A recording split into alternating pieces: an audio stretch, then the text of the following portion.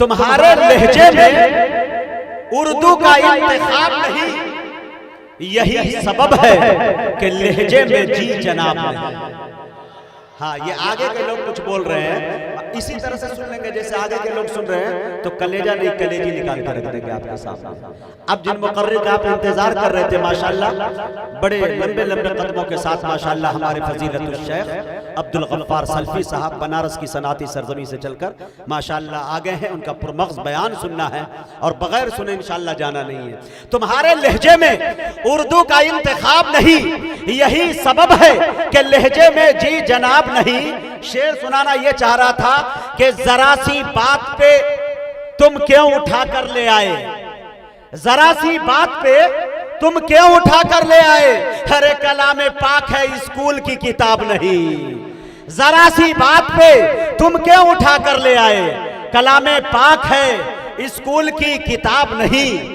हमें मिटाने की जिद में वो ये भी भूल गया, अमा चराग बुझते हैं फूकों से आफताब नहीं। हमें मिटाने की जिद में वो ये भी भूल गया, अमा चराग बुझते हैं फूकों से आफताब नहीं। बड़े अच्छे अंदाज में आप सुन रहे हैं। एक शेर और समाप्त कर ले, चूंकि शेख बहुत तेजी में आए हैं तो थोड़ा सांस लेना भी जरूरी है कि नहीं। एक शेर आपके हवाले कर दूं, माँ के हवाले से। कितने हजरात हैं जो अपनी माँ से मोहब्बत करते हैं, दोनों हाथों को उठाइए माशाल्लाह। और कितने हजरात हैं जो अपनी सास से उससे ज्यादा मोहब्बत करते हैं, हाथ उठाइए। वो पहले वाला हाथ था जो बाद वाला जुमला मैंने कहा है कि नहीं। अब एक शेर पढ़ता हूं, देखें हजरात, ये मेरा तजुर्बा है कि जब भी कभी सफर से जाता हूं तो सफर में साथियों के साथ खा लिया, दुकान वगैरह कहीं भी खा लिया, वालदा शाम में कहती है बेटा खा ले, मैं कहता हूँ मेरा पेट भरा हुआ है, फिर भी जिद करती है। बहुत जिद के बाद मैं कहता हूँ मम्मी एक रोटी ले आइएगा, वालदा मेरी लाकर 4 रोटी देती है। ये मामला मैंने बरसों देखा, पता चला कि वालदा से मांगता एक हूँ, 4-5 ये रोटी क्यों ला के देती है। शायर शेर बनाता, अगर अच्छा हो तो मुझे बता दीजिएगा कि लरसते जिस्म पर सुस्ती जरा सी भी नहीं आई, लरसते जिस्म पर सुस्ती जरा सी भी नहीं आई, मैं जब तक घर नहीं लौटा उसे झपकी नहीं आई। लरसते जिस्म पर सुस्ती जरा सी भी नहीं आई, मैं जब तक घर नहीं लौटा उसे झपकी नहीं आई।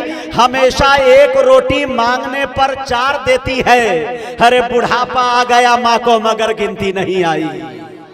हमेशा एक रोटी मांगने पर 4 देती है, बुढ़ापा आ गया माँ को मगर गिनती नहीं आई। आइए मेरे दोस्तों, हम यहां से बड़ी तेजी के साथ मुसाफत तय करते हैं, बनारस की अदबी सरजमी पे चलते हैं। वहां जाते ही दरियाए सुखन में गोता लगाते हैं, गोता लगाते ही एक सदफ निकालते हैं। सदफ का जब मुंह खोलते हैं तो उसमें एक प्यारे खतीब का नाम निकलता है, जिसे दुनिया फजीलतुल शेख जनाब हजरत मौलाना अब्दुल गफ्फार सल्फी के नाम से दुनिया याद करती है। मैं दावे के साथ एक बात कह सकता हूं कि मेरे दोस्तों जहां भी जाते हैं जलसे पे छा जाते हैं, जलसे को लूट लेते हैं। अगर जलसा लूटने पर कानून कोई सजा नाफिज कर देती तो मेरा दावा है कि इस वक्त उम्र कैद की सजा शेख काट रहे होते। मैं बड़े अदब के साथ शेख से गुजारिश कर रहा हूं कि शेख तशरीफ लाए और अपनी कीमती बातों से हम सामईन को नवाजे। साहिबा खाना बदोशों के हवाले कर दे, ये घना पेड़ परिंदों के हवाले कर दे, अरे ठंडे मौसम में भी सड़ जाता है बासी खाना, अरे बच गया है तो गरीबों के हवाले कर दे। मन यहदिहिल्लाहु फला मुदिल्ल लहु व मन युद्लिल फला हादिय लहु व अशहदु अल्ला इलाहा इल्लल्लाहु वहदहु ला शरीका लहु व अशहदु अन्न मुहम्मदन अब्दुहु व रसूलुहु। या अय्युहल्लज़ीना आमनुत्तक़ुल्लाहा हक़्क़ तुक़ातिही वला तमूतुन्न इल्ला व अंतुम मुस्लिमून। या अय्युहन्नासुत्तक़ू रब्बकुमुल्लज़ी ख़लक़कुम मिन नफ़्सिन वाहिदा व ख़लक़ मिन्हा ज़ौजहा व बत्त मिन्हुमा रिजालन कसीरन व निसाअ वत्तक़ुल्लाहल्लज़ी तसाअलून बिही वल अरहाम इन्नल्लाहा काना अलैकुम रक़ीबा। या अय्युहल्लज़ीना आमनुत्तक़ुल्लाह वक़ूलू क़ौलन सदीदा युस्लिह लकुम अअमालकुम व यग़फिर लकुम ज़ुनूबकुम व मन युतिइल्लाह व रसूलहु फ़क़द फ़ाज़ फ़ौज़न अज़ीमा। अम्मा बअदु फ़इन्न ख़ैरल हदीथ किताबुल्लाह व खैरल हदी हदी मुहम्मदिन सल्लल्लाहु अलैहि वसल्लम व शर्रल उमूरि मुहदसातुहा व कुल्ल मुहदसतिन बिदअह व कुल्ल बिदअतिन ज़लालह व कुल्ल ज़लालतिन फिन्नार। अऊज़ु बिल्लाहि मिनश शैतानिर रजीम। बिस्मिल्लाहिर रहमानिर रहीम। ज़हरल फ़सादु फ़िल बर्रि वल बहरि बिमा कसबत अयदिन नास लियुज़ीक़हुम बअदल्लज़ी अमिलू लअल्लहुम यरजिऊन। इस अज़ीमुश्शान कॉन्फ्रेंस के सदर मोहतरम, नाज़िम इजलास, स्टेज के ऊपर रौनक अफरोज उलमाए किराम, मुहतरम बुजुर्गों, नौजवान भाइयों, पर्दा नशीन माओ और बहनों, प्यारे बच्चों,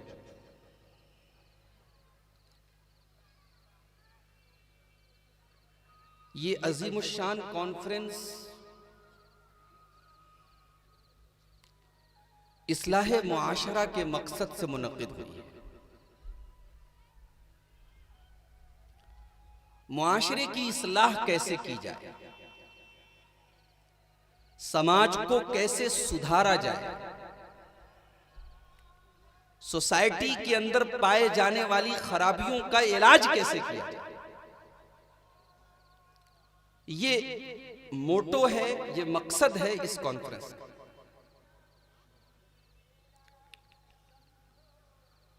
और ऐसा नहीं कि ये कॉन्फ्रेंस कोई इकलौती कॉन्फ्रेंस है। इस तरीके की कॉन्फ्रेंस हर साल हजारों की तादाद में हो रही है।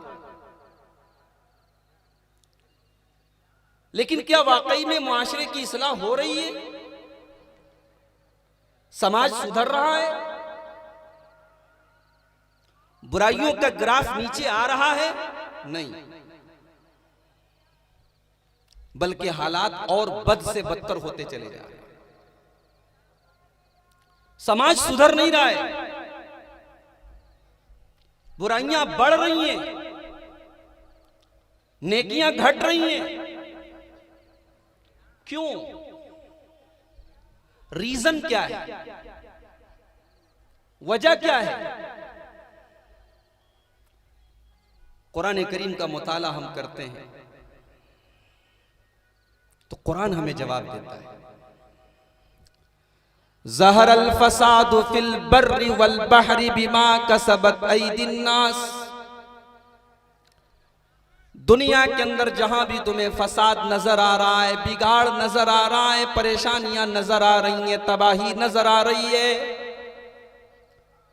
ओ लोगों, वो तुम्हारे करतूतों का, तुम्हारे गलत कामों का, तुम्हारे कामों का नतीजा है। 2020 में कोरोना आया,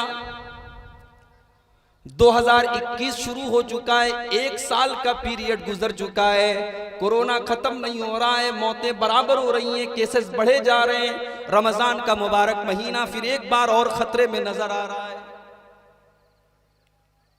रब्बुल आलमीन की रहमत हमसे रूठ चुकी है। अल्लाह तबारक व तआला हमसे नाराज है, और इसलिए नाराज है कि इतनी बड़ी वबा आने के बावजूद हमारे अंदर कोई तब्दीली, कोई चेंजिंग नहीं आई।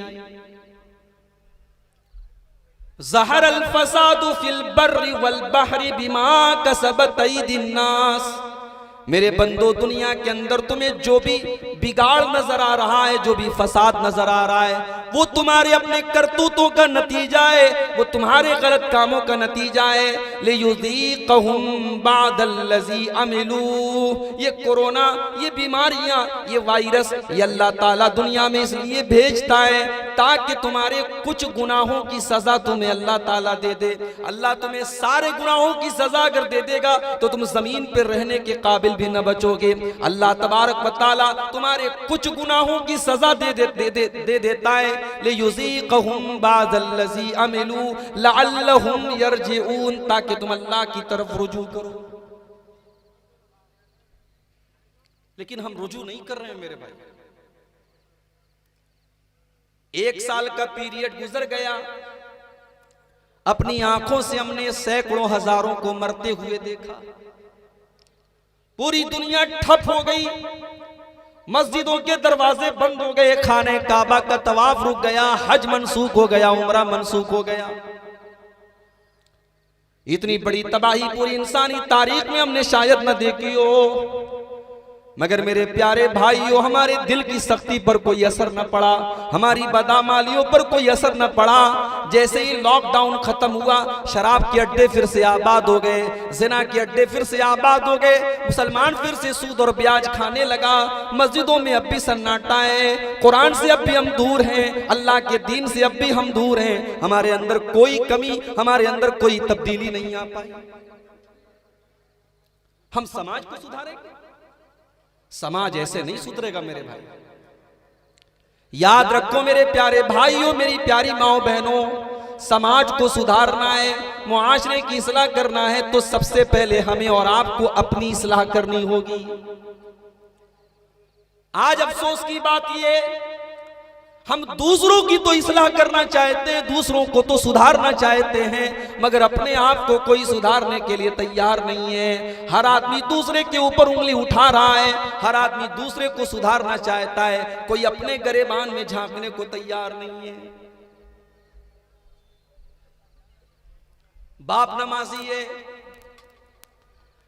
5 टाइम का नमाज का पाबंद है बाप, रात में ऐशा की नमाज पढ़ने बाप जा रहा है, बेटा मोबाइल पे गेम खेल रहा है, बेटा मोबाइल पर लगा हुआ है। बाप को इतनी भी तौफीक नहीं होती कि बेटे से कह दे बेटा नमाज का टाइम है, चल तू भी नमाज पढ़।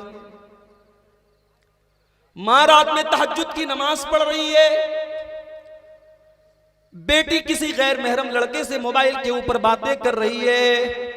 माँ को एक बार भी इस बात की तौफीक नहीं होती कि अपनी बेटी को भी तहज्जुद की नमाज की आदत डलवाए, अपनी बेटी को कम से कम फजर की नमाज में उठाए, अपनी बेटी को कोई गलत काम करता हुआ देख करके रोकने की कोशिश करे। मेरे प्यारे भाइयों, अपने परिवार से हम सब मोहब्बत करते हैं, हर माँ बाप को अपनी औलाद से प्यार है, हर माँ को अपने बेटों से बेटियों से प्यार है, हर बाप को अपने बच्चों से प्यार है। हमारे बच्चों को जरा सी खरोंच आ जाए, बाप बेचैन हो जाता है, माँ बेचैन हो जाती है। आज हमारे बेटे जहन्नम की आग की तरफ जा रहे हैं, हमारी बेटियां जहन्नम की आग की तरफ जा रही हैं। हमने अपने बच्चों को, अपने घर वालों को जहन्नम की आग से बचाने के लिए क्या इंतजाम किया है? दुनिया में कभी आग लगती है तो जो डेड बॉडी होती है, जो आग में जली बॉडी होती है, उसको देखने के लायक वो लाश नहीं होती है। कमजोर दिल और दिमाग का आदमी जली हुई लाश को नहीं देख सकता। मेरे प्यारे भाइयों, तुम दुनिया की आग में अपने बच्चों को जलता हुआ नहीं देख सकते। तुम दुनिया की आग में अपनी बेटी और अपने शौहर, अपनी बीवी को तुम जलता हुआ नहीं देख सकते, तो जहन्नम की आग में अपने परिवार को जाता हुआ तुम कैसे देख सकते हो? मेरा रब कुरान में कहता है, या अय्युहल्लज़ीना आमनू कू अनफुसकुम व अहलीकुम नारा, ऐ ईमान वालो, अपने आप को और अपने घर वालों को जहन्नम की आग से बचाओ।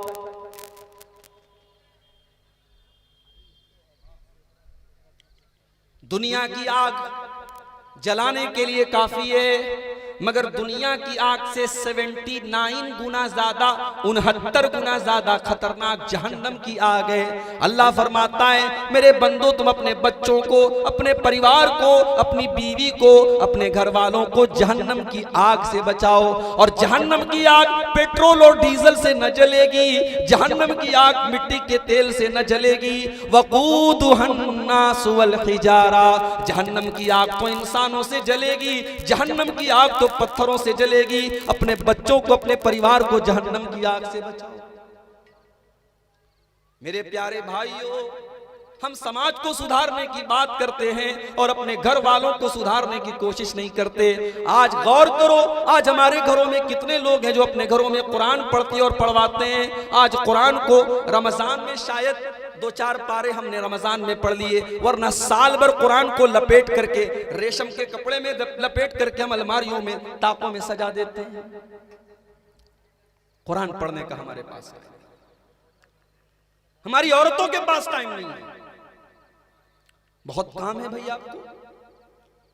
मेरी प्यारी माँ बहनों, बहुत काम करती हैं आप अपने घरों में, लेकिन हजरत फातिमा से ज्यादा तो काम आप न करती होंगी। हजरत फातिमा तो अपने घर के काम भी किया करती थी और हसन हुसैन की परवरिश भी किया करती थी। अपने नाना की हदीसें भी सुना करती थी, अपने वालिद की बातें भी सुना करती थी, अपने शौहर के साथ रात में तहज्जुद भी पढ़ा करती थी और अपने हाथों से आटा भी पीसा करती थी, अपने हाथों से चक्की भी चलाया करती थी। मेरी प्यारी माँ बहनों, एक मुसलमान औरत वो होती है, कुरान कहता है वज़कुरना मा युतला फी बुयूतिकुन्ना मिन आयातिल्लाहि वल हिकमा। मुसलमान के घर में मुसलमान औरतें वो होती हैं जो अल्लाह की किताब की तिलावत करती हैं, जो कुरान और हदीस को पढ़ा करती हैं। आज हालात इस हद तक पहुंच चुके हैं। हमारे उत्तर प्रदेश का एक मलऊन इंसान कुरान की 26 आयतों का पर एतराज करता है, सुप्रीम कोर्ट में अर्जी दायर करता है। हम बेचैन हो जाते हैं।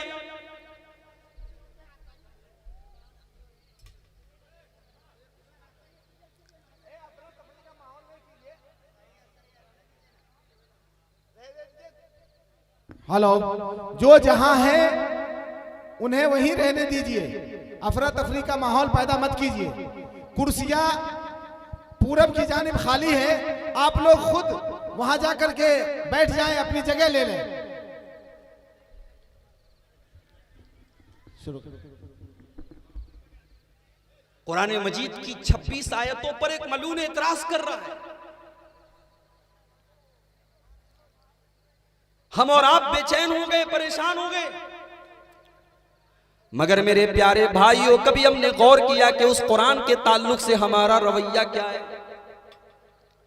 आज अगर एक गैर मुस्लिम को 26 आयतें हमारे सामने पढ़ दे और पूछ ले कि तुम बताओ इन 26 आयतों पर एतराज किया जा रहा है, इन 26 आयतों का तुम्हारे पास क्या जवाब है, तो हम सिवाय बगले झांकने के कोई जवाब नहीं दे पाएंगे, क्योंकि उन कुरान की उन 26 आयतों को तो हमने भी नहीं पढ़ा कायदे से। हमने कुरान को तबर्रुक की किताब बना लिया। हमने समझा कुरान का हक ये कि जब झगड़ा हो जाए तो कुरान उठा के कसम खा लो। हमने समझा कुरान का हक ये है कुरान को पढ़ के आंखों से चूम लो। हमने समझा कुरान का हक ये है कि कुरान को तावीज बना के गले में लटका लो। हो लोगों, कुरान इन सारी चीजों के लिए नाजिल नहीं हुआ था। कुरान तो सारी मानवता के लिए, सारी इंसानियत के लिए, सारी कायनात के लिए मार्गदर्शन करने के लिए और सच्चाई का रास्ता दिखाने के लिए कुरान नाजिल हुआ था। शहरु रमजान अल्लज़ी उन्ज़िल फ़ीहिल कुरान हुदल लिन्नास। ओ लोगों, रमजान के महीने में ये कुरान उतारा गया था। ये पूरी इंसानियत को हिदायत देने के लिए, पूरी इंसानियत के गाइडेंस के लिए, पूरी इंसानियत के मार्गदर्शन के लिए कुरान उतारा गया था। कुरान से हम दूर हैं और फिर हम ये चाहते हैं समाज सुधर जाए। समाज ऐसे नहीं सुधरेगा मेरे भाई। इस कुरान के साथ हमें अपना ताल्लुक जोड़ना पड़ेगा। कयामत का दिन होगा, अल्लाह की बारगाह होगी, अल्लाह के प्यारे रसूल अल्लाह की बारगाह में हमारी और आपकी शिकायत करेंगे, कहेंगे वक़ाल रसूल या रब्बी इन्न कौमी इत्तखज़ू हाज़ल कुरान महजूरा। ऐ अल्लाह मेरी कौम ने कुरान को छोड़ दिया था, ऐ मेरे रब मेरी कौम ने कुरान को तर्क कर दिया था। ऐ अल्लाह मैं अपनी कौम से परेशान हूं, मेरी कौम ने कुरान की कद्र नहीं की। आज हमारे घरों में कुरान नहीं पढ़ा जाता। समाज सुधरे तो कैसे सुधरे?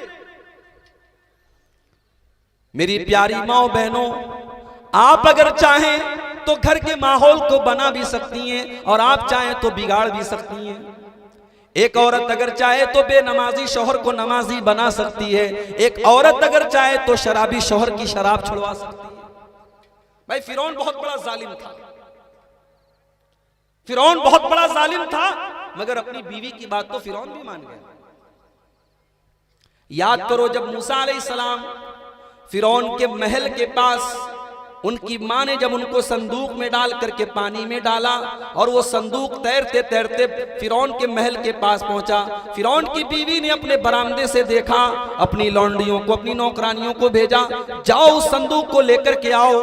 फिरौन की बीवी के सामने जब वो संदूक खोला गया, उस संदूक के अंदर एक प्यारा सा, एक सोहना सा, एक मोहना सा बच्चा था। ये कौन बच्चा था? ये मूसा अलैहिस्सलातु वस्सलाम थे। फिरौन की बीवी ने उस बच्चे को अपनी गोद में लिया और अपने शौहर से कहने लगी कि ये कुर्रतु ऐनिन ली वलक, ऐ मेरे शौहर, ऐ फिरौन, ये बच्चा हमारी आंखों की ठंडक है। ला तक़्तुलू, ऐ मेरे शौहर, आपने बहुत सारे बच्चों को कत्ल करवाया है, मगर इस मासूम बच्चे को तू कत्ल न करवाना, हम इसे अपना बेटा बना करके पालेंगे, हम इसे अपना बच्चा बना करके पालेंगे। फिरौन बहुत बड़ा जालिम था, मगर बीवी की बात नहीं काटी उसने, मान गया बीवी की बात। जो दुनिया के सामने पत्थर है, बीवी के सामने मोम बन गया। मेरी प्यारी माओ बहनों, अल्लाह ताला ने वो कमाल आपको दिया है, वो ताकत आपको दी है कि आप पत्थर को मोम बना सकती हैं, बेनमाजी को नमाजी बना सकती हैं। आज अगर औरतें ठान लें हमें अपने घर के माहौल को सही करना है, घर का माहौल सही हो जाएगा और इंशाअल्लाह उसके बाद पूरा समाज सही हो जाएगा। इसीलिए आप गौर करें, अल्लाह के प्यारे नबी से पूछा गया अय्युन निसाई खैर, ऐ अल्लाह के नबी सबसे बेहतरीन औरत कौन सी होती है? नबी अकरम ने फरमाया अल्लती तसुर्रुहु इज़ा नजर, सबसे बेहतरीन औरत वो होती है कि शौहर जब बीवी की शक्ल देखे तो शौहर खुश हो जाए।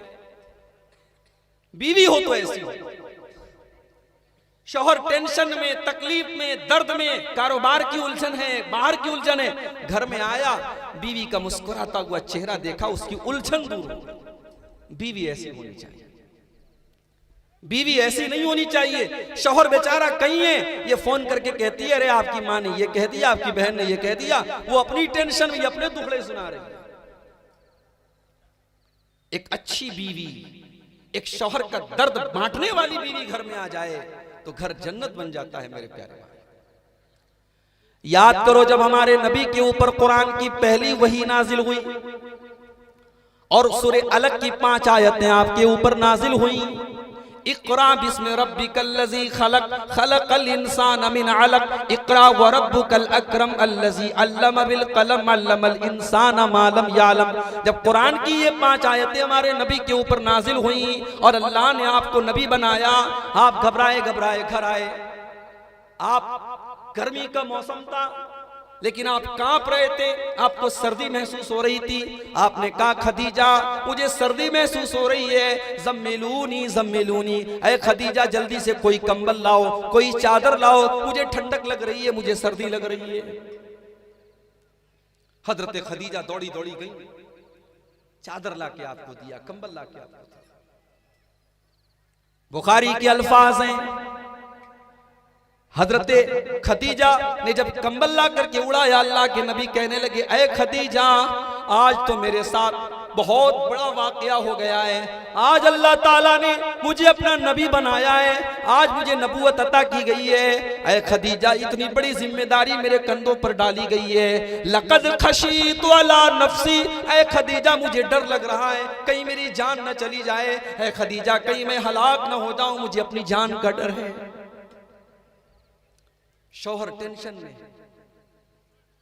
शौहर घबराहट में है। अब एक नेक बीवी का किरदार क्या होना चाहिए, हजरत खदीजा ने वो किरदार निभाया मेरे प्यारे भाई।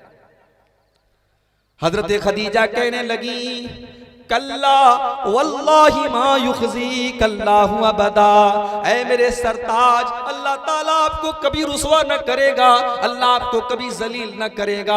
इन्नका लतसिलुर रहीम व तुक्सिबुल मादूम व तुक़रिद ज़ईफ व तुईनु अला नवाइबिल हक। ऐ मेरे सरताज, आप तो मेहमानों की मेहमान नवाजी करते हैं, आप तो रिश्तेदारों के साथ अच्छा सलूक करते हैं, आप तो बेसहारा लोगों को सहारा देते हैं, आप तो यतीमों के मावा हैं, आप तो गरीबों के मलजा हैं, आप तो सबके सुख दुख में काम आते हैं। अल्लाह तबारक व तआला आपको कभी बर्बाद न करेगा, अल्लाह आपको कभी रुसवा न करेगा। अगर इतनी बड़ी जिम्मेदारी अल्लाह ने आपके कंधे पर डाली है तो ये जिम्मेदारी अल्लाह ताला पूरी भी करवाएगा, आपको घबराने की जरूरत नहीं है। हजरत खदीजा के ये अल्फाज अल्लाह के प्यारे नबी के सीने पर बर्फ बन करके उतरे और अल्लाह के नबी को सुकून मिल गया। ऐसी बीवी अगर घर में आ जाए, घर जन्नत बन जाता है। समाज को सुधारना है तो सबसे पहले घर को सुधारना पड़ेगा, और घर को सुधारना है तो नेक औरत को घर में लाना पड़ेगा। मगर हमने एक औरत कहां से लाएंगे? हमने तो अपने लड़के को बैंक का चेक बना के रखा है, शादी के मौके पर इसको कैश कराएंगे। 5 लाख, 10 लाख, 15 लाख, 20 लाख, जितनी मोटी रकम हम खींच सकते हैं हम अपने बेटे के जरिए खींच के लाएंगे। शादी कहां हो रही है भाई? सौदा हो रहा है, सौदा। आप तो बहुत खुश हो गए, आपके घर में 5 लाख कैश आ गया। आपने कभी ये जानने की कोशिश न की कि उस लड़की के बाप ने वो 5 लाख कैश जो आपको दिया है उसने कैसे इंतजाम किया है। हाँ, अगर कोई करोड़पति और लखपति था तो ठीक है, उसने इंतजाम कर दिया। एक गरीब बाप जिसके घर में जवान बेटियां हो, जरा उस गरीब बाप के बारे में सोचो। वो गरीब बाप अपनी बेटी का जहेज तुमको कहां से ला के देगा? हो लोगो, इस जहेज की रस्म की वजह से उस गरीब बाप के लिए उसकी बेटी बोझ बन गई है। हो लोगो, तुमने अपनी करतूत की वजह से एक बेटी को बोझ बना दिया है। ये बेटी बोझ तो नहीं है, ये बेटी बाप के सीने का बोझ तो नहीं है, ये बेटी तो बाप के लिए रहमत बन करके आई थी। मेरे नबी फरमाते हैं, मनिबतुलिया मिन हाज़िहिल बनाति शैया, जिसको अल्लाह ताला बेटी दे देता है, जिसके घर में बेटी का जन्म होता है, जिसको अल्लाह ताला लड़की अता कर देता है और उस लड़की की, उस बेटी की वो परवरिश करता है, उसको अच्छी तालीम देता है, उसकी अच्छी तरबियत करता है, कुन्न लहू सितरम मिनन नार। वो बेटियां, वो लड़कियां अपने माँ बाप को जहन्नम की आग से बचाने का काम करती हैं। हो लोगो, बेटी तो माँ बाप को जहन्नम की आग से बचाने आई थी, बेटी तो माँ बाप के लिए रहमत बन करके आई थी, लेकिन तुमने जहेज जैसी गंदी रस्म ला करके उन बेटियों को अपने बाप के लिए बोझ बना दिया। बेटी तो बोझ बन गई, और इतना बड़ा बोझ बन गई कि आज हमारी एक बहन आयशा बानो नाम की वो लड़की इसी जहेज की लानत की वजह से आजिज आ करके उसने साबरमती नदी में कूद करके जान दे दी। उसने खुदकुशी कर ली, सुसाइड कर लिया, आत्महत्या कर ली। मैं ये नहीं कहता उसने सही किया, उसने बहुत गलत काम किया, उसने गुनाह का काम किया। मगर मेरे प्यारे भाइयों, हमें और आपको इस पर भी गौर करना पड़ेगा कि आयशा बानो ने ये कदम क्यों उठाया। उसके पीछे कहीं ना कहीं जहेज भी बहुत बड़ी वजह है, इस जहेज की गंदी रस्म भी बहुत बड़ी वजह है। और मुझे बड़ी खुशी है कि आज इस मजमे में, इस प्रोग्राम में एक बड़ी तादाद में हमारे सलफी भाई भी मौजूद हैं, अहले हदीस भाई भी मौजूद हैं। बड़ी अच्छी बात है। हमारा मनहज है कुरान और सुन्नत, हमारा तरीका कुरान और सुन्नत वाला है। हम नमाज पढ़ते हैं, हम कोशिश करते हैं नबी अकरम के तरीके पर हमारी नमाज हो। हम जिंदगी के सारे मसाइल में इत्तिबाए सुन्नत की बात करते हैं, और जब शादी ब्याह की बात आती है तो हम रस्म रिवाज की बात करते हैं। हम शादी ब्याह में कुरान हदीस को छोड़ के रस्म रिवाज की पैरवी करते हैं। हम कैसे अहले हदीस है मेरे भाई? हमारी इत्तिबाए सुन्नत का जज्बा कहाँ गया और कुरान और हदीस पे चलने का दावा कहाँ गया? अगर हम जहेज लेते हैं और बारात लेके जाते हैं और इन शादी के इन रस्म रिवाज को हम निभाते हैं, तो फिर हमें अपने दावे पर फिर से गौर करने की जरूरत है। हमारा इत्तिबाए सुन्नत पर दावा करना, इत्तिबाए सुन्नत का दावा करना हमारा फिर गलत माना जाएगा। इस्लाह मुआशरा ऐसे नहीं होगी मेरे भाई। हमें सबसे पहले अपनी और अपने घर वालों की इस्लाह करना। अपने घर की औरतों को दीनदार बनाओ, दीनदार औरत को घरवाली बनाओ। नबी अकरम फरमाते हैं तुन कहल मरातो ले अरबईन, जब एक औरत की शादी होती है तो 4 चीजें लड़की के अंदर देखी जाती हैं। ले मालिहा वले हसबिहा वले जमालिहा वले दीनिहा। औरत का माल भी देखा जाता है, खानदान भी देखा जाता है, खूबसूरती भी देखी जाती है और दीनदारी भी देखी जाती है। फज़फर बिज़ाति दीन, नबी अकरम ने फरमाया कि ओ लोगों तुम दीनदार औरत को अपने घर में बीवी बना करके ले आओ, कामयाब हो जाओ। मैं आ रहा था आपके यहाँ, मुझसे किसी ने कहा मौलवी साहब बेपर्दगी पर भी बोलिएगा, बहुत बेपर्दगी हमारे इलाके में। मेरी प्यारी माओ बहनों, ये जिस्म आपको अल्लाह ताला ने जो दिया है, ये जिस्म किसी की अमानत है। इस जिस्म को किसी गैर मर्द के सामने जाहिर करने की आपको इजाजत नहीं है। आपको घर के बाहर बेपर्दा निकलने की इजाजत नहीं है। आप जलसे में जाएं, तकरीर में जाएं, यहां तक के नमाज के लिए जाएं, वहां पर भी आपको बेपर्दा जाने की इजाजत नहीं है। अल्लाह के प्यारे नबी यहां तक फरमाते हैं अगर कोई औरत मस्जिद में आकर के नमाज पढ़ती है लेकिन खुशबू लगा करके मस्जिद में आती है, अल्लाह के प्यारे नबी फरमाते हैं उसकी नमाज अल्लाह ताला के कबूल नहीं की जाती। वो खुशबू लगा करके आई है, पर्दे में है, नकाब में है, पूरा जिस्म ढका हुआ है, सिर्फ खुशबू लगा करके आई है और किसी गलत काम के लिए नहीं, नमाज के लिए मस्जिद में आई है। लेकिन अल्लाह के नबी फरमाते हैं लम तुक़बल लहा सलात, उसकी नमाज कबूल नहीं की जाती। मेरी प्यारी माओ बहनों, ये पर्दा कोई आपके लिए पाबंदी नहीं है, ये पर्दा आपके लिए कोई बोझ नहीं है। ये पर्दा तो आपको सिक्योरिटी देता है, ये पर्दा तो आपको इज्जत देता है। अल्लाह कुरान में कहता है या अय्युहन नबी कुल अज़वाजिका व बनातिका व निसाइल मोमिनीन, ऐ नबी अपनी बीवियों से भी कह दीजिए, अपनी बेटियों से भी कह दीजिए और तमाम मुसलमान औरतों से कह दीजिए युदनीन अलैहिन्ना मिन जलाबिबिहिन्ना, जब वो अपने घर से निकले तो अपने ऊपर चादर डाल लें, अपने ऊपर जिल्बाब डाल लें, अपने आप को किसी कपड़े के अंदर पर्दे में कर लें। जब वो पर्दा करके घर से निकलेंगी, कुरान कह रहा है, ये मौलवी की बात नहीं है, ये किसी आलिम का फतवा नहीं है, ये कुरान की आयत है, सूरह अहज़ाब की आयत है। अल्लाह फरमाता है ऐ नबी अपनी मोमिना औरतों से कह दो जब वो घर से निकले तो पर्दे में निकला करें। ज़ालिका अदना अन युरफ़ना फला युज़ैन, ये पर्दा उनकी पहचान बन जाएगा, ये पर्दा, ये नकाब, ये उनका जिस्म जो ढका रहेगा, ये दुनिया वालों के लिए एक निशान बन जाएगा कि ये इज्जत वाली लड़की है, ये पर्दा वाली लड़की है, ये शर्म वाली लड़की है, और कोई मन चला आपको छेड़ने की कोशिश भी नहीं करेगा। ये पर्दा आपको प्रोटेक्शन देता है।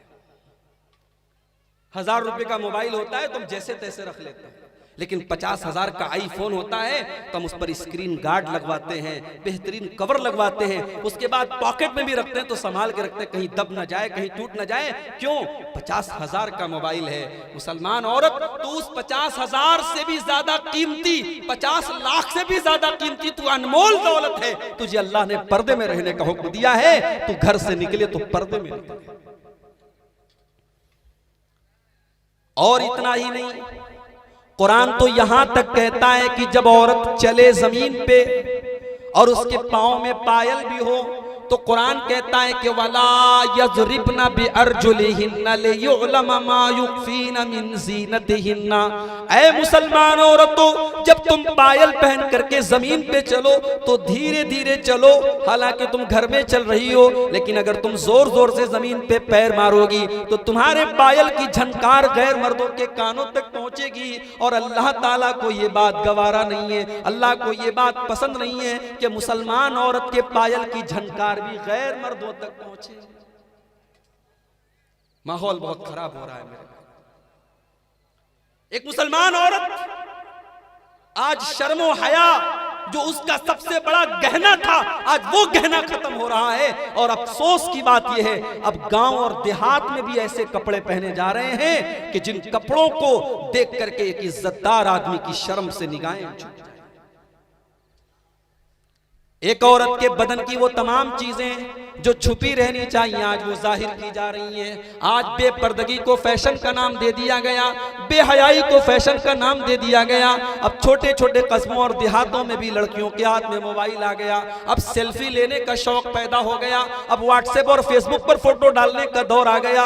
अब गांव देहात की भी मुसलमान लड़कियां अपने वीडियो और फोटो बना बना करके अपने स्टेटस पे डाल रही हैं, अपने इंस्टाग्राम पे डाल रही हैं। याद रखो मेरे भाइयों, मेरी प्यारी माओ बहनों, अगर आपने अपने जिस्म की नुमाइश की है, अगर आपने अपने जिस्म को दुनिया के सामने जाहिर किया है, तो कुरान की उस आयत को भी अपने सामने रखना।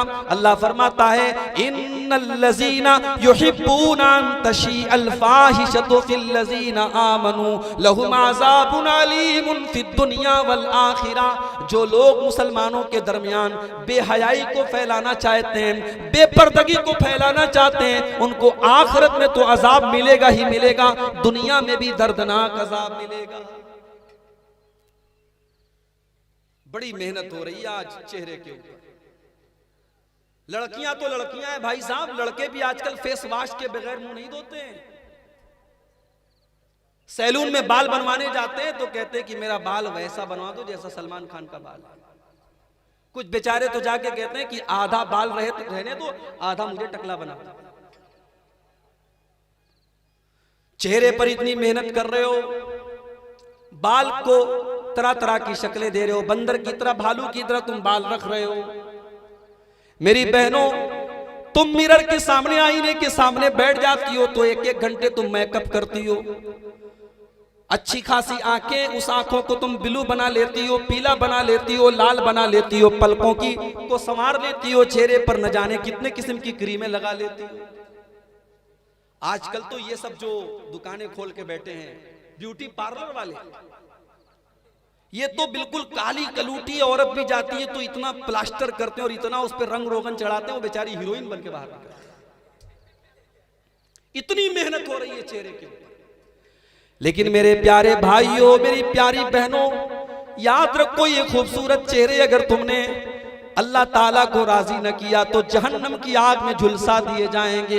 इसलिए कि अल्लाह ताला तुम्हारे चेहरों को नहीं देखता है, अल्लाह ताला तुम्हारी स्मार्टनेस नहीं देखता है, अल्लाह ताला तुम्हारी खूबसूरती नहीं देखता है। अल्लाह के नबी फरमाते हैं, इन्नल्लाह ला यंजुरु इला सुवरिकुम व अजसामिकुम। अल्लाह ताला तुम्हारे चेहरे नहीं देखता, अल्लाह ताला तुम्हारे शरीर नहीं देखता, वलाकिन यंजुरु इला कुलूबिकुम व आमालिकुम। अल्लाह ताला तो तुम्हारे दिलों को देखता है, तुम्हारे दिल कितने पाक साफ हैं, तुम्हारे दिल में अल्लाह का कितना डर है, तुम्हारे दिल के अंदर कितना ईमान है। अल्लाह ताला तो तुम्हारे दिलों को देखता है, अल्लाह ताला तो तुम्हारे अमल देखता है।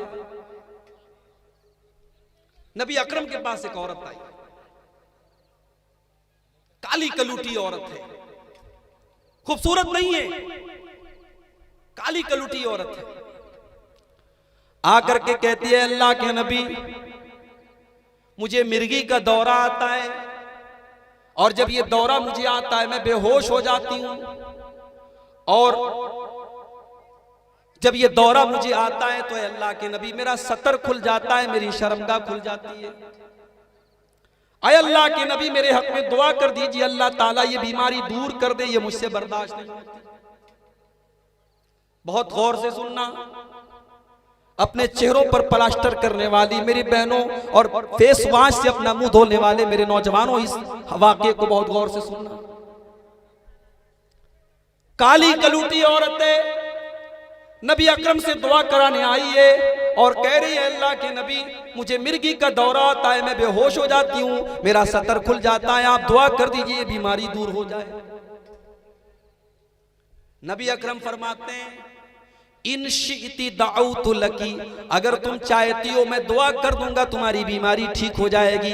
व इन शिअति सबरती, लेकिन अगर तुम सब्र करो और इस बीमारी पर बर्दाश्त कर लो, इस बीमारी पर सब्र कर लो, फलकियल जन्नत, तुम्हें गारंटी देता हूं तुमको जन्नत मिलेगी। अब उस औरत के सामने दो रास्ते हैं, इतनी खतरनाक बीमारी है, लेकिन नबी दुआ कर देंगे बीमारी खत्म हो जाएगी। लेकिन अगर बीमारी को बर्दाश्त कर लेती है तो नबी कह रहे हैं जन्नत मिलेगी। उस औरत ने गौर किया, सोचा ये सौदा महंगा नहीं है, कहती ऐ अल्लाह के नबी अगर इस बीमारी को बर्दाश्त करने पर मुझे जन्नत मिल रही है, मैं जन्नत पाने के लिए बीमारी बर्दाश्त करने को तैयार हूं। ऐ अल्लाह के नबी मैं सब्र कर लूंगी, मैं बर्दाश्त कर लूंगी, मुझे आप मत दुआ कीजिए मेरे लिए, मगर एक छोटी सी रिक्वेस्ट है। ऐ अल्लाह के नबी जब ये दौरा मेरे ऊपर आता है, मेरा सतर खुल जाता है, मेरा जिस्म खुल जाता है और गैर मर्दों की निगाहें मेरे जिस्म पर पड़ जाती हैं। ऐ अल्लाह के रसूल बीमारी तो बर्दाश्त है, दौरा तो बर्दाश्त है, तकलीफ तो बर्दाश्त है, बेपर्दगी बर्दाश्त नहीं है, बेहयाई बर्दाश्त नहीं है, मेरे जिस्म के ऊपर किसी गैर की नजर पड़े ये बर्दाश्त नहीं है। ऐ अल्लाह के नबी आप बीमारी के हक में दुआ न करें, लेकिन इतनी दुआ कर दें कि अल्लाह ताला जब ये दौरा मेरे ऊपर आए तो मेरे जिस्म की नुमाइश ना हो, मेरा जिस्म ना खुले, मेरा सतर ना खुले। नबी अकरम ने दुआ कर दी, औरत वहां से चली गई। सहाबा कहते हैं किसी को जन्नती औरत देखना हो तो इस औरत को देख लो, खूबसूरत नहीं है, जन्नती है, क्योंकि दिल के अंदर हया है, दिल के अंदर शर्म है, दिल के अंदर गैरत है, दिल के अंदर अल्लाह का डर है। आज हमारे चेहरे बड़े खूबसूरत हैं, हमारे बाल बड़े खूबसूरत हैं, हमारा कपड़ा बहुत खूबसूरत है, मगर दिलों के अंदर अल्लाह का खौफ नहीं है, दिलों के अंदर दुनिया की मोहब्बत है, दिल के अंदर हसद है, दिल के अंदर हिर्स है, दिल के अंदर लालच है, दिल के अंदर दुनिया भर की गंदगियां भरी।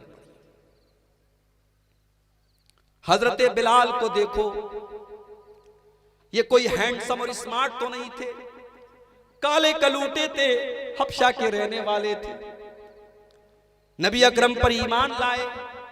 इनके मालिक ने इनको जानवरों की तरह सताना शुरू किया। अरब की तपती हुई रेत पर बिलाल को लिटा देता और बिलाल के सीने पर एक गर्म पत्थर भी रख देता और अपने पैर से बिलाल को दबा करके कहता कि ऐ बिलाल, इस तपती हुई रेत पर तेरे सीने की चर्बियां झुलस रही हैं और पिघल रही हैं। ऐ बिलाल, ये तकलीफ और ये टॉर्चर मैं तुझे देना बंद कर दूंगा, बस एक बार तू जुबान से ये इकरार कर ले मोहम्मद का दीन झूठा है और मोहम्मद जो दीन लेकर के आए वो गलत है और जिन 360 बुतों की हम इबादत करते हैं वो सही है। तू इस्लाम को छोड़ दे बिलाल, हम तुझे सताना छोड़ देंगे। ओ लोगो, बिलाल का चेहरा खूबसूरत नहीं है, बिलाल हैंडसम और स्मार्ट तो नहीं है, मगर बिलाल के सीने में जो धड़कने वाला दिल है, उस दिल के अंदर अल्लाह का कितना डर है, उस दिल के अंदर अल्लाह की कितनी मोहब्बत है, उस दिल के अंदर कितनी तौहीद है। बिलाल, उस गर्म पत्थर के नीचे से बिलाल की जुबान से दबी दबी आवाज निकल रही है। बिलाल कह रहा है अहद अहद, मेरा अल्लाह एक है, मेरा माबूद एक है। ऐ उमैया इब्ने खल्फ, ऐ मेरे मालिक, तू मुझे लाख सता ले, मुझे तकलीफ दे दे, मगर मैं तौहीद को छोड़ने को तैयार नहीं हूं, मैं अल्लाह ताला की इबादत को छोड़ने को तैयार नहीं। दिल पर मेहनत करो मेरे भाई, दिल को साफ करो, दिल में अल्लाह का डर पैदा करो। इब्राहीम अलैहिस्सलातु वस्सलाम अल्लाह की बारगाह में दुआ करते हैं, कहते हैं अल्लाह वला तुखज़िनी यौम युबअतून, ऐ अल्लाह मुझे क़यामत के दिन तू जलील न करना, ऐ अल्लाह तू मुझे क़यामत के दिन रुसवा न करना। यौम ला यनफ़उ मालुन वला बनून, क़यामत के दिन न माल काम आएगा न औलाद काम आएगी, इल्ला मन अतल्लाह बिक़ल्बिन सलीम, क़यामत के दिन वही कामयाब होगा जो साफ सुथरा दिल लेकर के अल्लाह की बारगाह में आएगा। दिल पर मेहनत करो मेरे भाइयों, समाज सुधर जाएगा।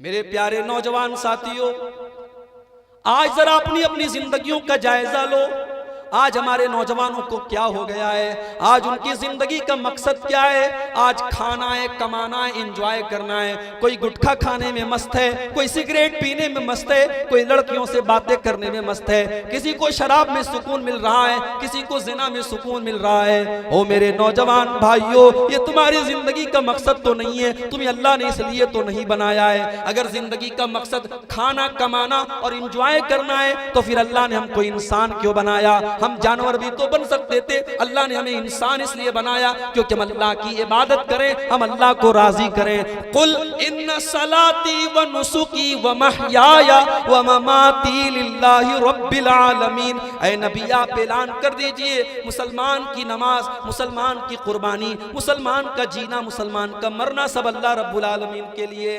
मेरे नौजवान साथियों, अगर हम और आप अपनी जिंदगी के इस मकसद को समझ लें तो शायद शराब के अड्डों पर मुसलमान नजर ना आए, शायद जिनाकारी के अड्डों पर मुसलमान नजर ना आए, शायद सिगरेट पीने वाले मुसलमान नजर ना आए, शायद गुटखा खाने वाले मुसलमान नजर ना आए, अगर हमारे नौजवान को अपनी जिंदगी का मकसद मालूम हो जाए। बहुत नेक हैं, नमाजी हैं, मगर अब तो हाथों में मोबाइल आ गया। मोबाइल पे क्या चल रहा है, किससे बात हो रही है, किससे चैटिंग हो रही है, या तो आप जानते हैं या अल्लाह जानता है। अब तो ज़िनाकारी उंगली के एक टच पर है। एक व्हाट्सएप की चैटिंग बदकारी में कब चेंज हो जाए कोई गारंटी नहीं है। फेसबुक के मैसेंजर पर एक गैर महरम लड़की से मुलाकात कब उससे हकीकी मुलाकात में तब्दील हो जाए कोई भरोसा नहीं है। आज इस मोबाइल ने हमारी खलवतों और तन्हाइयों को दागदार बना दिया है, बड़े बड़े मुत्तकी और परहेजगारों के तकवा को पाश पाश कर दिया है। मेरे प्यारे भाइयों, इस मोबाइल के दौर में नबी अकरम की वो हदीस हमेशा अपने सामने रखें। बड़ी ये हदीस जब मैं पढ़ता हूं तो अपने हाल पर भी तरस आता है और सबके हाल पर तरस आता है कि आज हमारी तन्हाइयां कैसी और हम अल्लाह को क्या जवाब देंगे। इब्ने माजा की रिवायत है, हजरत सौबान रज़ी अल्लाह ताला अन्हु हदीस के रावी हैं, कहते हैं कि अल्लाह के नबी सल्लल्लाहु अलैहि वसल्लम ने फरमाया, लआलमन्ना अक़वामम मिन उम्मती यातूना यौमल क़ियामह, मेरी उम्मत के कुछ लोग क़यामत के दिन आएंगे, बड़ी बड़ी नेकियां लेकर के आएंगे, रोजे नमाज और ज़कात लेकर के आएंगे। फ़यजअलु अल्लाहु अज़्ज़ा व जल्ला हबाअम मंसूरा, अल्लाह तबारक व तआला उनकी नेकियों को बर्बाद कर देगा, उनके रोजे बर्बाद, उनकी नमाजें बर्बाद, उनके हज बर्बाद, उनकी ज़कात बर्बाद। या अल्लाह, नेकी लेकर के आया और नेकी बर्बाद। भाई एक आदमी किसान है, मेहनत करके खेती कर रहा है जमीन में, और उसके बाद पैदावार के टाइम आसमान से ओला बरस जाए, उसकी खेती तबाह हो जाए, तो वो बेचारा बैठ के रोता है। जिसने खेती नहीं की वो थोड़ी रोएगा। नेकी करके गया है, इबादतें करके गया है और उसकी इबादतें बर्बाद है। हजरत सौबान कहते हैं, अल्लाह के नबी, वो कौन बदनसीब लोग होंगे जिनकी नेकियां बर्बाद हो जाएंगी। प्यारे नबी फरमाते हैं, ऐ सौबान, वो तुम्हारे ही जैसे लोग होंगे, वो कलमा पढ़ने वाले लोग होंगे, वो मुसलमान लोग होंगे। वलाकिन्नहुम इज़ा खलौ बिमहारिमिल्लाहि इंतहकूहा, बस एक कमी उनके अंदर होगी, जब वो अकेले में होंगे, तन्हाई में होंगे, अल्लाह को नाराज करने वाले काम करेंगे, गलत काम करेंगे, उनकी तन्हाई गुनाहों से भरी होगी। मेरे भाइयों, मेरे नौजवान साथियों, हम और आप इस हदीस पर अपने आप को गौर करें कि क्या आज हमारी तन्हाइयां तो गुनाहों से नहीं भरी हुई। ये सामने इतने सारे कैमरे लगे हुए, ये कैमरे रिकॉर्ड कर रहे हैं ना, मैं जो बोल रहा हूं, मैं जो मेरे हाथों की एक एक हरकत रिकॉर्ड हो रही है। इसमें से हो सकता है कोई YouTube वगैरह पे किसी चैनल पे भी अपलोड हो जाए, बाद में आप देखेंगे तो पूरी तकरीर आपके सामने आ जाए। दुनिया के कैमरे में सारा कुछ रिकॉर्ड हो रहा है, मगर दुनिया का कैमरा यहां की चीजों को रिकॉर्ड नहीं कर पा रहा है। दुनिया के कैमरे में जो सामने चल रहा है वो तो रिकॉर्ड हो रहा है, लेकिन दिल के अंदर क्या चल रहा है वो रिकॉर्ड होने वाला नहीं है। लेकिन मेरे प्यारे भाइयों, अल्लाह ताला का जो कैमरा है, अल्लाह का जो रिकॉर्डिंग सिस्टम है, वो तो दिल के अंदर चलने वाली चीजों को भी रिकॉर्ड कर रहा है।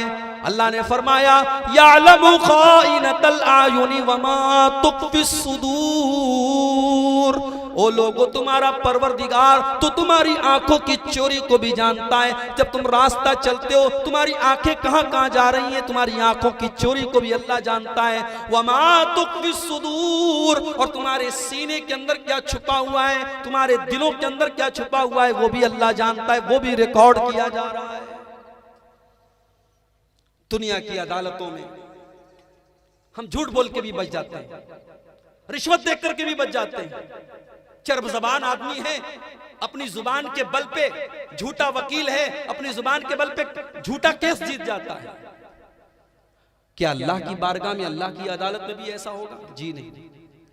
अल-यौमा नख्तिमु अला अफ़वाहिहिम व तुकल्लिमुना अयदीहिम व तशहदु अर्जुलुहुम बिमा कानू यक्सिबून।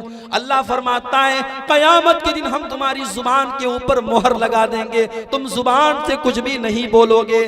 कयामत के दिन तो तुम्हारे हाथ गवाही देंगे, तुम्हारे पैर गवाही देंगे। मेरे नौजवान साथियों, जरा तसव्वुर करो, अल्लाह की अदालत में हमारे हाथ बताएंगे इन उंगलियों से हमने क्या क्या टच किया है और क्या क्या देखा है। हमारे पैर गवाही देंगे, इन पैरों से हम चल के कहां कहां गए हैं। हाथ और पैर गवाही। जो ईयरफोन कानों में ठूसे रहते हो, बाइक चला रहा है तब भी ईयरफोन, कार चला रहा है तब भी ईयरफोन, ये फिल्मी गाने जो सुनते रहते हो, ये कान भी गवाही देगा। ये जो आंखों से नजारेबाजी करते हो, ये आंखें गवाही देंगी। हत्ता इज़ा मा जाऊहा शहीद अलैहिम समउहुम व अबसारुहुम व जुलूदुहुम बिमा कानू यामलून। कयामत के दिन तुम्हारे कान भी गवाही देंगे, तुम्हारी आंखें भी गवाही देंगी, यहां तक कि तुम्हारी स्किन, तुम्हारे बदन की चमड़ी भी गवाही देगी। हमारे बदन की स्किन को भी अल्लाह ताला जुबान दे देगा, हमारा शरीर बोलेगा, हमारा बदन बोलेगा, हमने जो पाप किए होंगे, जो गलत काम किए। मेरे भाइयों, जब तक ये डर हमारे दिल में पैदा नहीं होगा, समाज की इस्लाह नहीं हो सकती। और ये डर सहाबा के अंदर पैदा हुआ। सहाबा ने अपनी जवानियों को अल्लाह के दीन के लिए वक्फ कर दिया। नबी की एक हदीस सहाबा सुनते थे, एक मर्तबा नबी ने कोई बात कह दिया, सहाबा उसको सीने से लगा लेते थे। अल्लाह के नबी के एक सहाबी थे, उनका नाम था खुरैम अल-असदी। वो लंबे लंबे बाल रखा करते थे और कपड़ा उनका पायजामा टखने के नीचे रहा करता था। अबू दाऊद की रिवायत, अल्लाह के नबी को पता चला कि मेरे एक सहाबी के कपड़े टखने के नीचे रहते हैं और बाल बहुत लंबे रखते हैं। वो नबी अकरम ने अपने सहाबा से कहा, निअमर रजुलु खुरैमुन अल-असदी, खुरैम कितना बेहतरीन इंसान है, कितना अच्छा इंसान है। लौला तूलु जिम्मतिही, बस एक चीज की कमी है, उसके बाल थोड़े लंबे हैं। व इसबालु इजारही, और कपड़ा टखने के नीचे है। माफ कीजिए, सहाबे किराम रात भर तकरीरें नहीं सुनते थे, एक हदीस सुनी अमल कर लेते थे। खुरैम अल-असदी के कानों में नबी अकरम के ये अल्फाज पहुंचे कि नबी अकरम ने कहा कि मेरे बाल लंबे हैं और मेरे कपड़े टखने के नीचे रहते हैं। अबू दाऊद के अल्फाज हैं। उन्होंने कैंची उठाई और अपने बालों को छोटा किया और अपने कपड़ों को टखने के ऊपर किया, काट करके छोटा किया। नबी मेरे बारे में, नबी की जुबान से ये अल्फाज निकले हैं, मैं नहीं चाहता कि नबी की नजर में मैं नाराज हो जाऊं। एक और मिसाल देखो, अब्दुल्ला इब्ने उमर रजी अल्लाह ताला, बहुत बड़े सहाबी, हजरत उमर के बेटे हैं, अल्लाह के नबी के साले भी हैं। इनकी बहन हजरत हफ्सा अल्लाह के नबी की बीवी हैं। हजरत अब्दुल्ला इब्ने उमर मस्जिद में लेटे हुए हैं, सोए हुए हैं, रात में ख्वाब देखते हैं, सपना देखते हैं।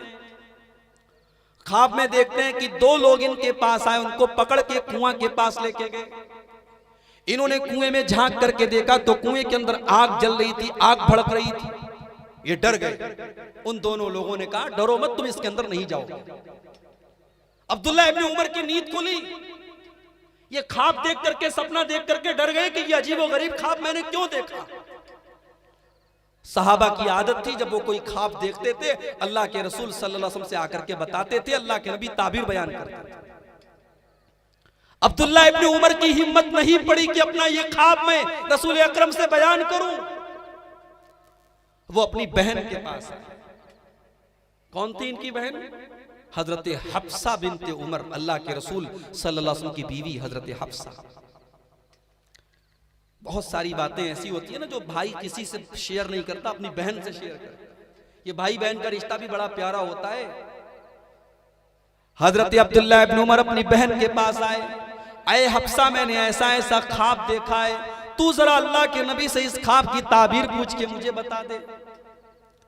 हजरत हफ्सा अल्लाह के नबी के पास आती हैं, अये अल्लाह के नबी मेरे भाई ने ऐसा ऐसा ख्वाब देखा है, जरा इस ख्वाब की ताबीर बता दें आप। नबी अकरम ने जब ख्वाब सुना, कहा कि अये हफ्सा तुम्हारे भाई ने कोई बुरा ख्वाब नहीं देखा है, अच्छा ख्वाब देखा है। नेमर रजुल अब्दुल्ला, अये हफ्सा तुम्हारा भाई बहुत अच्छा इंसान है, बहुत नेक इंसान है। लौ काना युसल्ली मिनल लैल, बस एक चीज की कमी है, तुम्हारा भाई रात में तहज्जुद नहीं पढ़ता है, इशा के बाद वो सो जाता है। जाओ अपने भाई से कहो वो रात में उठ करके क़ियामुल लैल किया करे, तहज्जुद पढ़ा करे। हजरत हफ्सा आती हैं और अपने भाई से कहती हैं कि अल्लाह के नबी ने आपके बारे में ऐसा ऐसा जुमला कहा है। बुखारी के अल्फाज हैं, अब्दुल्लाह इब्न उमर रजी अल्लाह तआला अन्हु के कानों में जब अल्लाह के प्यारे नबी के ये जुमले पढ़े कि नबी ने मेरे बारे में ये कहा है कि काश कि अब्दुल्लाह रात में तहज्जुद पढ़े। बुखारी के अल्फाज हैं, फकाना ला यनामु मिनल लैल इल्ला कलीला, उस दिन के बाद अब्दुल्लाह इब्न उमर कभी तहज्जुद पढ़े बगैर रात में सोते नहीं थे। रोजाना वो तहज्जुद पढ़ के ही रात में आराम करते थे, कभी बिना तहज्जुद पढ़े वो नहीं सोते थे। ये सहाबा थे मेरे भाई, ये नौजवान थे, इनकी वजह से समाज में तब्दीली आई, समाज सुधरा है। समाज शराबियों और ज़नाकारियों से सुधरेगा नहीं और बिगड़ेगा। मेरे नौजवान भाइयों, मैं आपसे अपील करता हूं, अपनी जवानी की कद्र करो, ये बड़ी अजीम नेमत है और अल्लाह इस नेमत के बारे में आपसे सवाल करेगा। ये जवानी अय्याशी के लिए नहीं है, ये जवानी शराब पीने के लिए नहीं है, ये जवानी ज़नाकारी के लिए नहीं है। इस जवानी का एक मकसद है मेरे भाई, ये जवानी अल्लाह को राजी करने के लिए है। और मेरे रब की कसम, तुम जवानी में अगर सजदे करोगे, उस सजदे की अल्लाह ताला के जो कीमत और वैल्यू है वो बुढ़ापे के सजदे की नहीं है। जवानी की जो तिलावत है, जवानी की जो तहज्जुद है, जवानी की जो इबादत है, और जवानी में जो तो अपने गुनाहों से अपने आप को बचाओगे, उसकी जो अहमियत अल्लाह ताला के वो बुढ़ापे की नहीं। एक आखिरी वाकया सुना के बाद खत्म करता हूं, 12 बजने में 5 मिनट बाकी, मुझे 12 बजे स्टेज छोड़ दे। नौजवानों की बात कर रहा हूं मैं। हजरत मुसअब इब्न उमैर रज़ी अल्लाह ताला अन्हु नौजवान साहबी थे और इतने खूबसूरत थे, पूरे मक्का में इनसे ज्यादा हैंडसम और स्मार्ट कोई नौजवान नहीं था। और इतने फैशनेबल थे कि ये जो कपड़ा पहनते थे वो कपड़ा इंपोर्टेड होता था, मक्का का कपड़ा नहीं पहनते थे, बाहर का कपड़ा पहनते थे। मुसअब इब्न उमैर जो खुशबू लगा के मक्का में निकलते थे, पूरे मक्का में वो खुशबू किसी के पास नहीं होती थी। इतने शौकीन थे, इतने फैशनेबल थे। यही मुसअब इब्न उमैर जब इस्लाम कबूल करते हैं और अल्लाह के नबी के ऊपर ईमान लाते हैं, इनकी माँ इनको घर से निकाल देती है, बाप अपनी जायदाद से बेदखल कर देता है। और सहाबा कहते हैं कि वही मुसअब इब्न उमैर जो कल तक मक्का की गलियों में सबसे खूबसूरत कपड़ा पहन करके चला करता था, आज पैबंद लगा फटा पुराना कपड़ा पहन करके मक्का की गलियों में वो मुसअब इब्न उमैर चलता है। सहाबा मुसअब इब्न उमैर को देख करके ठंडी सांसें भरते हैं और कहते हैं, हाय ये वही मुसअब है जो मक्का का सबसे खूबसूरत और सबसे फैशनेबल नौजवान था। आज दीन की बात आती है, दीन का काम करने का मामला आता है, हमारा नौजवान पीछे हट जाता है। नबी के सहाबा में गौर करो तो नबी ने इस्लाम का जो पौधा लगाया है, उस पौधे को अपने खूने जिगर से सींचने में सबसे ज्यादा किरदार अगर अदा किया है तो नौजवानों ने किया है मेरे भाई। अल्लाह के नबी मुसअब इब्न उमैर को एक जिम्मेदारी सौंपते हैं, अय मुसअब इब्न उमैर तुम्हें मदीना जाना है और मदीना जा करके इस्लाम की तबलीग करना है, तुम्हें मदीना में एक माहौल बनाना है। मुसअब इब्न उमैर मदीना पहुंचे और बड़ी हिकमत के साथ, बड़ी मोहब्बत के साथ उन्होंने इस्लाम की तबलीग करना शुरू किया और कुछ ही टाइम में पूरे मदीना में सैकड़ों लोग इनके हाथों पर इस्लाम कबूल कर लेते हैं। बाद में जब अल्लाह के प्यारे नबी मदीना पहुंचे, मुसअब इब्न उमैर रज़ी अल्लाह ताला अन्हु हर मौके पर अपने नबी के साथ है। जब गज़वे उहुद का मौका आया, हजरत मुसअब इब्न उमैर सहाबे किराम के साथ इस गज़वे में शामिल हुए और लड़ते लड़ते शहीद हो गए। मेरे प्यारे भाइयों, मेरे नौजवान साथियों, मैं आपकी तवज्जो चाहता हूं, ये आखिरी बात बयान कर रहा हूं। मुसअब इब्न उमैर गज़वे उहुद में जब शहीद हुए, उनका इंतकाल हुआ, तो जो वो वरासत छोड़ के गए अपने पीछे, तो सिर्फ एक चादर वो अपने पीछे छोड़ करके गए। जो आदमी इस्लाम लाने के पहले करोड़पति बाप का बेटा था और मक्के का सबसे खूबसूरत नौजवान था, सबसे बेहतरीन कपड़ा पहनने वाला था, आज इस्लाम लाने के बाद हालात ये हैं, गज़वे उहुद में शहीद होते हैं, सिर्फ एक चादर छोड़ के जाते हैं। जब हजरत मुसअब इब्न उमैर को कफनाया जाने लगा, बुखारी के अल्फाज हैं, वो चादर इतनी छोटी थी कि उनके पूरे बदन को वो चादर ढांकने के लायक नहीं थी। उनके सर को ढांपा जाता था तो पैर खुल जाता था, पैर को ढांका जाता था तो सर खुल जाता था। किसी तरीके से उनके सर को ढांका गया और पैर के ऊपर घास डाली गई और उनको किसी तरीके से दफनाया गया। हजरत अब्दुर्रहमान इब्न औफ जब मुसअब इब्न उमैर को याद करते थे तो रोने लगते थे, कहते थे अल्लाह की कसम, ये वो लोग थे जिन्होंने दुनिया के फितने को अपने ऊपर हावी नहीं होने दिया। मेरे नौजवान साथियों, दुनिया की दौलत, दुनिया की औरत, दुनिया की रंगीनी, ये सब सहाबा के दौर में भी थी, मगर सहाबा के सामने एक टारगेट था, और वो टारगेट क्या था?